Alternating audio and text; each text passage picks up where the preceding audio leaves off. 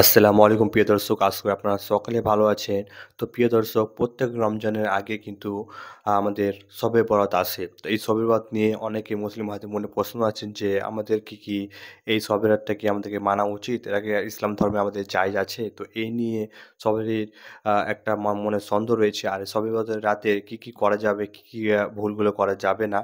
তো এই নিয়ে ৭ জন আলেম মাশাআল্লাহ খুবই সুন্দর বা লেকচার দিয়েছেন। তো এই ভিডিওটি সম্পূর্ণ দেখলে আমি বুঝতে পারবেন যে শবে বরাতের দিনে আমাদেরকে কি কাজগুলো করতে হবে, বেশি আমল হবে আমাদের খাতায়, আর কি কাজগুলো করা যাবে না। তো ৭ জন আলিমের হুজুরের মুখ থেকে শুনে নেব। তো ভিডিওটি শুরু করার আগে আপনাদেরকে একটাই কথা বলব, আমাদের চ্যানেলটি যদি এখন পর্যন্ত আপনারা সাবস্ক্রাইব না করে থাকেন তো অতি অবশ্যই আমাদের চ্যানেলটিকে সাবস্ক্রাইব করে যাবেন এরকম ইসলামিক প্রচারক ভিডিও দেখতে হলে। চলুন আমরা সেই ৭ জন আলেমের মুখ থেকে শুনে নিই শবে বরাত নিয়ে কি বক্তব্য রেখেছেন। আবু আইয়ুব আনসারী রাদিয়াল্লাহু তাআলা আনহু বলেন, আল্লাহর নবীকে দেখি তিনি শাবান মাসে বেশি বেশি সিয়াম পালন করেন। তা আমি একদিন বলছি, আল্লাহর নবী আপনি শাবান মাসে যত সিয়াম পালন করেন অন্যান্য মাসে তো আপনি তত সিয়াম পালন করেন না। লামারাকা তাসমু ফি শাহরি মিনাস শাহরি কামা তাসমু ফি শাবান, আপনি শাবান মাসে যত সিয়াম পালন করেন কোন মাসে তত সিয়াম পালন করেন না। তার কারণ কি? কারণ এবার দেখেন, এবার উত্তর দাকা শাহরুন, আরে শোনো শোনো, শাবান একটি মাস, বাইনা রজব ও রমাজান, রজব ও রমাজানের মাঝে। আরে শাবান একটি মাস, রজব ও রমাজানের মাঝে। আরে শাবান একটি মাস, রজব ও রমাজানের মাঝে। এক ফুল নাসান হো, মানুষ তাতে গাফেল থাকে, মানুষ তাতে বেখিয়াল থাকে। বাৎসরিক রিপোর্ট পেশ করা হয় এই মাসে, বাৎসরিক রিপোর্ট পেশ করা হয় এই মাসে। আমি মুহাম্মদ সাল্লাল্লাহু আলাইহি ওয়াসাল্লাম ভালোবাসি, আমার যখন বাৎসরিক রিপোর্ট পেশ করা হবে তখন আল্লাহ দেখুক যে আমি সিয়াম আছি। তবে আল্লাহর নবীর জানা ছিল না সেদিন কোন দিন। বাৎসরিক রিপোর্ট পেশ করা হয় শাবান মাসে, এ কথা ঠিক। বাৎসরিক রিপোর্ট পেশ করা হয় শাবান মাসে, এ কথা ঠিক। তবে সেই দিন কোন দিন এ কথা আল্লাহর নবীর জানা ছিল না, যার কারণে তিনি বেশি বেশি সিয়াম পালন করতেন শাবান মাসে। আয়েশা রাদিয়াল্লাহু আনহা বলেন পুরো শাবান সিয়াম পালন করেন। উম্মু সালমা রাদিয়াল্লাহু আনহা বলেন তিনি পুরো শাবান সিয়াম পালন করতেন। সম্মানিত দিনী ভাই বোন, মানুষ ভুল বুঝে কিভাবে ভারত বাংলাদেশ পাকিস্তানের লোকেরা বুঝে নিল সেদিন 15ই শাবান। তাই তারা কলকারখানা, অফিস আদালত, শিক্ষা প্রতিষ্ঠান সবকিছু বন্ধ করে রাতে গোসল করে আতর গোলাপ মেখে দিনে সিয়াম থাকে, একবারে নগদ মিথ্যে। 15ই শাবান সিয়াম থাকা হবে না। শাবানের 1 তারিখ থেকে নিয়ে 15 তারিখ পর্যন্ত সিয়াম পালন করার জন্য সহিহ হাদিসে 9 জন সাহাবী থেকে বর্ণিত, বিভিন্ন সনদে বর্ণিত সহিহ হাদিসে এই রাতের ফজিলত প্রমাণিত। সেটা কি? রাসূলুল্লাহ সাল্লাল্লাহু আলাইহি ওয়াসাল্লাম বলেন, ইন্নাল্লাহা ইয়াত্তালিউ ফি লাইলাতিন নিসফি মিন শাবান ইলা ইবাদিহি ফায়াগফিরু লিজামিই খালকিহি ইল্লা লিমুশরিকিন আও মুশাহিদ। আল্লাহ তাআলা মধ্য শাবানের রাত্রিতে তার সকল সৃষ্টিকুলের প্রতি দৃষ্টিপাত করেন। তখন তিনি 2 শ্রেণীর মানুষ ছাড়া সবাইকে ক্ষমা করে দেন, যাদের ভিতরে শিরক আছে এবং যাদের অন্তরে বিদ্বেষ আছে। শিরক যুক্ত এবং হিংসা বিদ্বেষ যুক্ত মানুষগুলো বাদ দিয়ে বাকি সকল মানুষকে আল্লাহ তাআলা এই রাত্রিতে মাফ করে দেন। এই হাদিসটা সনদগতভাবে সহিহ। কাজেই এই রাত্রিতে যদি কেউ ঘুমিয়েও থাকে, গল্প গুজবেও থাকে, তার অন্তরে শিরিক না থাকে এবং হিংসা বিদ্বেষ না থাকে, তাহলে সে এই সাধারণ ক্ষমাটা পেয়ে যাবে। আর যদি এই রাত্রিতে ইবাদত বন্দেগীও করি কিন্তু হৃদয়ে শিরক থাকে অথবা হিংসা বিদ্বেষ থাকে, তাহলে এই রাত্রের ক্ষমা আমরা পাবো না। এখানে জটিলতা হলো, বাংলাদেশের মানুষ খুব ভালো, আল্লাহর দিন পালনেও অগ্রগামী, কিন্তু বাংলাদেশের মানুষদের জন্য শিরক বর্জন করা কঠিন, খুবই কঠিন, আর হিংসা বিদ্বেষ বর্জন করা অসম্ভব। এই রাতে আমল করার ক্ষেত্রে তেমন কোনো সহিহ হাদিস নেই। তবে এই রাত্রে দোয়া কবুল হয়। এই হাদিসগুলো সামগ্রিক বিচারে জয়ীফ হলেও পালনযোগ্য, কিন্তু আমরা কয়েকটা ভুল করি এখানে। এক নম্বর হলো, আমরা শবে বরাতে নামাজ পড়লাম, সারা বছর নামাজ পড়লাম না, এটাতে লাভ হবে কিনা? শবে বরাত পালন করা কি বিদআত?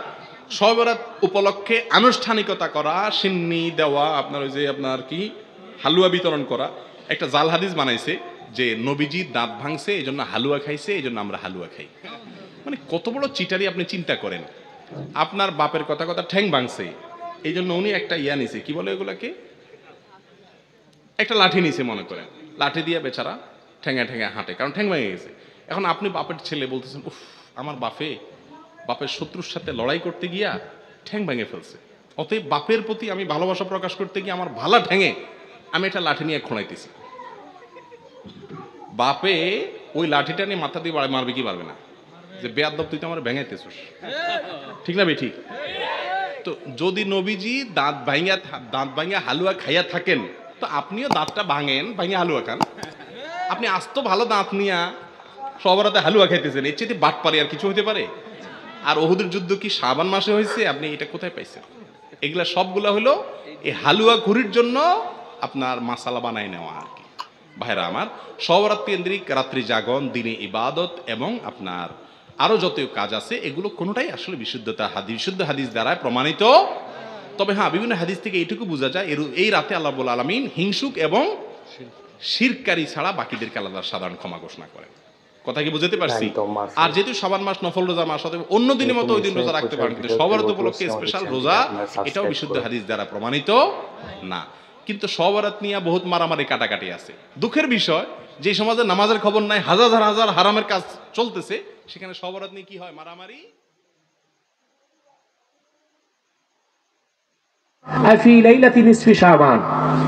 নিশ্চিত এই কোরআন আমি অবতরণ করেছি শাবান মাসের মধ্যরাতে। সুবহানাল্লাহ বলেন।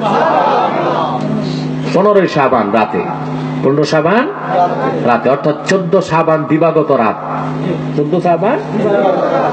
তো কোরআন নাজিল হয়েছে লাইলাতুল বারাতে, ঠিক কি না? এই জন্য এই রাতের মর্যাদা এত বেশি। রাসূলুল্লাহ সাল্লাল্লাহু আলাইহি ওয়াসাল্লামের অনেক হাদিস আছে। রাসূলুল্লাহ সাল্লাল্লাহু আলাইহি ওয়াসাল্লাম হযরত আয়েশা রাদিয়াল্লাহু তাআলা আনহা, তিনি বলেন, একদিন রাতে দেখি আল্লাহ রাসূল বিছানাতে নাই। তখন আমি আল্লাহ রাসূল সাল্লাল্লাহু আলাইহি ওয়াসাল্লামকে খুঁজতে খুঁজতে দেখি আল্লাহ রাসূল জান্নাতুল বাকিতে জিয়ারত করতেছেন। তখন রাসূলুল্লাহ সাল্লাল্লাহু আলাইহি ওয়াসাল্লামকে হযরত আয়েশা বললেন, ইয়া রাসূলুল্লাহ, قلت يا رسول الله إني ظننت أنك أتيت بعض نسائك, আমি ভাবছি আজকে আপনি আমার ঘর ছেড়ে অন্য কোন স্ত্রীর ঘরে গেছেন। আল্লাহ রাসূল বললেন, আয়েশা, বিষয়টা এমন না। ইন্নাল্লাহ আযজা ওয়া জাল্লা ইয়ানজিলু লাইলাতান নিসফি মিন শাবান ইলা সামাঈদ দুনিয়া ফায়াগফিরু লি আকসারা মিন আদাদি শা'রি গানামিকাল। আল্লাহ তাআলা শাবান মাসের 15 তারিখ রাতে, নিসফে শাবানের রাতে আরশ আজিম থেকে প্রথম আকাশে নামেন। এই নামাটা জিসমান বলা যাবে না, অর্থাৎ বিশেষ রহমতের নজর দেন। এবং এই রাতে যারা জাগ্রত হয়, ফায়াগফিরু লি আকসারা মিন আদাদি শা'রি গানামিকাল, বনি কালব গোত্রের যত বকরির পিঠে যত পশম আছে তত পরিমাণ লোককে আল্লাহ মাফ করে। কোন রাতে? এই লাইলাতুল বারাতের রাতে। কোরআন তেলাওয়াত করবেন, দরুদ শরীফ পড়বেন, রোনা জারি করে রাত পার করবেন, এটাই তো লাইলাতুল বারাত পালন। বলবেন দিনে যে হালুয়া রুটি খাই, যদি আপনার হালুয়া রুটি মন না আছে, আপনি রুটি গোশত খান, সমস্যা কি? কিন্তু হালুয়া রুটি খাইলে এটারে বেদাত হারাম বলবেন, ওইটা আরেক জাহেলের কাজ। 364 দিন হালুয়া রুটি খাইলে দোষ নাই, গুনাহ নাই, সব রাতের দিন খাইলে গুনাহ হবে, এটা কি একটা কথা হইল? হ্যাঁ, তবে হালুয়া রুটি বানানো ফরজ, ওয়াজিব, সুন্নত, বা এটা বানাইতেই হবে তা মনে করে করা বেদাত এবং গুনাহ। মাশাআল্লাহ, সেই ৭ জন আলিমের মুখ থেকে শুনলেন শবে বরাত সম্পর্কে নিয়ে। তো মাশাআল্লাহ, এই সম্পূর্ণ ভিডিওটি দেখলে আপনারা বুঝে গেছেন যে শবে বরাত রাতে আমাদেরকে কী কাজগুলো করতে হবে, কী করা যাবে না, আমাদের কী করলে আমাদের বেশি আমল হবে সেই রাতে। তো মাশাআল্লাহ, খুবই সুন্দরভাবে বুঝিয়ে দিলেন সেই ৭ জন আলেম। তো এরকমই ইসলামিক পরিচয় ভিডিও দেখতে হলে অতি অবশ্যই আমাদের চ্যানেলটিকে সাবস্ক্রাইব করে রাখবেন। হ্যাঁ প্রিয় দর্শক, এই চ্যানেলটি শুধু ইসলামিক পরিচয় বানানো হয়েছে। তো অতি অবশ্যই যদি আপনি ইসলামিক পরিচয় ভিডিও দেখতে চান তো অতি অবশ্যই আমাদের চ্যানেলটিকে সাবস্ক্রাইব করে রাখবেন। তো দেখা হবে নতুন একটি ভিডিওর সাথে।